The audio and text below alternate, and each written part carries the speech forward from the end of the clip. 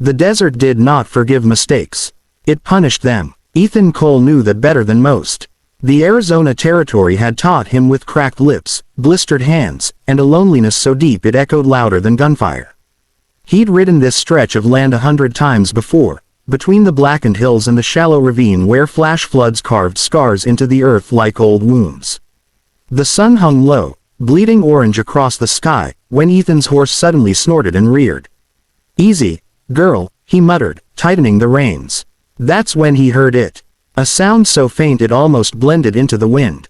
A whimper. Ethan froze. Out here, sounds lied. The desert mimicked cries, twisted echoes, lured fools into danger. Apache territory wasn't a rumor, it was reality. Every rancher knew the rule. If you hear something strange, keep riding. But the sound came again. Weak, human. Ethan dismounted, his hand resting on the worn grip of his revolver. He scanned the ravine below, eyes narrowed against the dust and fading light. Then he saw her. She lay twisted among broken mesquite branches at the bottom of the ravine, half hidden by shadow. Her dark hair spilled across the dirt like ink, her small body unnaturally still, except for the shallow rise and fall of her chest. She couldn't have been more than 16. "Damn it," Ethan whispered. Every instinct screamed at him to leave. This was how men disappeared. A wounded girl could be bait. A trap. Stories spread faster than facts in the territory, and none ended well. But then she moved. Her hand clawed weakly at the dirt, fingers trembling, and a broken cry escaped her lips. Pain didn't lie. Ethan slid down the ravine, boots skidding on loose stone. Up close, the damage was worse. Her leg was bent wrong, blood soaking the fringe of her buckskin dress. Deep gashes marred her arms, and her face, young, fierce even in pain, was pale beneath streaks of dust and blood. She looked at him, eyes snapping open wide with terror. Apache. Her breath hitched. She tried to scramble back, but pain seized her and she screamed, the sound ripping straight through Ethan's chest. "No, no, don't move," he said quickly, hands raised. "I'm not gonna hurt you." She stared at him like he was death itself. Her lips moved. Don't take me." "I won't," he promised, though he wasn't sure she understood his words, or trusted them. "You're hurt bad. If I leave you here, you won't make it through the night." She shook her head weakly, tears streaking clean lines through the dust on her cheeks. "My mother," she whispered in broken English. "She will come." Ethan swallowed. That changed things. Apache mothers were not known for mercy. "I don't doubt it," he said softly. "But if she comes too late." Her eyes fluttered, unfocused now. Blood loss. Shock. Ethan made his decision. He tore a strip from his own shirt and knelt, working fast. He set her leg as carefully as he could, her scream tearing through the ravine and echoing against the stone. He nearly stopped, nearly ran, but her hand clenched around his wrist with surprising strength. "Please," she sobbed, "don't let me die here." That was it. Ethan lifted her into his arms. She weighed almost nothing. He carried her to his horse, fashioning a crude sling from his bedroll. Every second felt like a countdown. Eyes watched from the hills. He could feel it. The land itself seemed to hold its breath. As he mounted, the girl lost consciousness. "Hang on," he murmured. "Just hang on." The ranch. Ethan's ranch was nothing more than a weather-beaten cabin, a corral, and a windmill that groaned like an old man with bad knees. He laid her on his own bed, lighting the lantern as dusk swallowed the desert whole. He cleaned her wounds carefully. The cuts weren't from an animal, these were jagged, angry, a fall, or something worse. When he washed the blood from her face, he saw how young she truly was. "She's somebody's whole world," he muttered. He worked through the night, changing bandages, forcing water between her lips when she stirred. Fever came hard and fast. She thrashed, murmuring in Apache, words he didn't understand, but the pain in them was universal. Near dawn, she woke screaming. "No," she cried, eyes wild. "Mother, I'm here," Ethan said, gripping her shoulders gently. "You're safe. You're alive." She stared at him, then at the cabin, realization crashing down like a wave. Panic twisted her face. "You took me," she whispered hoarsely. "I saved you," he replied. "There's a difference." She turned her face away, tears soaking into the pillow. "You don't know what you've done." Ethan leaned back, exhaustion settling deep in his bones. "Oh," he said quietly. "I reckon I do." The warning. Mid-morning, Ethan stepped outside. The land was too quiet. No birds, no wind. Then he saw them. Tracks. Dozens. Bare feet, moccasins, horses, circling the ranch like a tightening noose. Ethan's hand went to his gun, but he didn't draw it. He stood in the open, hat in his hands, heart pounding like a war drum. From the ridge emerged a woman. She walked forward alone, tall, straight-backed. Her hair was streaked with gray and braided with beads and feathers that whispered with each step. Her eyes were sharp as obsidian, fixed on Ethan with a force that pinned him in place. Behind her, warriors waited, silent, lethal. The Apache mother had arrived. Ethan swallowed hard, and then, without a word, she spoke.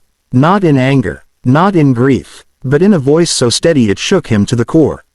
"You saved my daughter," she said. Ethan met her gaze, every instinct telling him this moment would decide whether he lived or died. "Yes," he replied, "I did." The woman studied him for a long time. Then she said the words that would change everything. The woman did not raise her voice. She didn't have to. Her presence alone quieted the land, as if the desert itself recognized her authority. The warriors behind her remained motionless, bows lowered but ready, rifles resting against shoulders, eyes never leaving Ethan Cole for even a heartbeat. "You saved my daughter," she said again, slower this time. Ethan stood bareheaded beneath the rising sun, sweat cooling on his neck. He could feel the weight of dozens of unseen eyes pressing into his back. Any sudden movement would be his last. "Yes," he answered. She was dying. The woman stepped closer. Each step was deliberate, controlled. The beads in her hair clicked softly, like counting seconds. "You are a white rancher," she said. "Men like you take. You do not give." Ethan didn't flinch. "I didn't take her. I carried her." A murmur rippled through the warriors, quick, sharp, then gone. The woman's eyes narrowed, not in anger, but in assessment. "My name is Nantai, daughter of Red Hawk," she said. "I am mother to the girl who lies in your house." Ethan swallowed. "Ethan Cole." She nodded once, as if filing the name away forever. "You crossed a line when you brought her here," Nantai said. "Do you know that?" "Yes," Ethan replied. "I crossed it anyway." Nantai stopped an arm's length from him. She studied his face, his hands, scarred, calloused, empty. No weapon drawn, no fear hidden behind bravado. "You could have left her," she said. "Many would. I tried," Ethan admitted. "But she asked me not to let her die." The words landed heavy. Behind Nantai, a young warrior shifted, anger flashing in his eyes. Ethan caught it. He knew the look. Grief sharpened into blame. Nantai raised one hand. The warrior stilled instantly. "Why is she hurt?" Nantai asked. Ethan hesitated. "I found her in the ravine. Broken leg, cuts. Looked like she fell, or was chased." Nantai's jaw tightened. For the first time, emotion cracked her composure. "She was gathering agave," she said. "She should have returned before the sun dipped." Silence followed. Then Nantai turned toward the cabin. "I will see her." Two warriors moved forward, weapons lifting. Ethan stepped aside. "She's inside. Fever's come and gone. She's alive." They entered. The daughter. The cabin felt smaller with Apache warriors inside. The air thickened with tension and incense from the herbs one of them carried. Nantai approached the bed slowly. The girl lay still, her breathing shallow but steady. When her mother touched her forehead, the girl stirred. "Mother," she whispered. Nantai closed her eyes. Just once. Long enough for Ethan to see the fear she'd held back. "My child," she murmured in Apache, resting her forehead against her daughter's. Her hands traced the bandages, the careful knots, the clean cloth. She turned to Ethan. "You bound her wounds with care," she said. "I did what I could." "You used your own cloth." Ethan nodded. "Didn't have much else." Nantai studied the stitches, the splint. Her gaze lingered on the girl's leg. "She will walk again," she said. It wasn't a hope. It was a verdict. Relief hit Ethan so hard his knees nearly buckled. Then Nantai straightened. Outside, warriors waited. Inside, a judgment was about to be passed. "The choice. You know our laws," Nantai said quietly. "Blood for blood, life for life." Ethan met her eyes. "I do." You entered our land. You took my daughter into your home.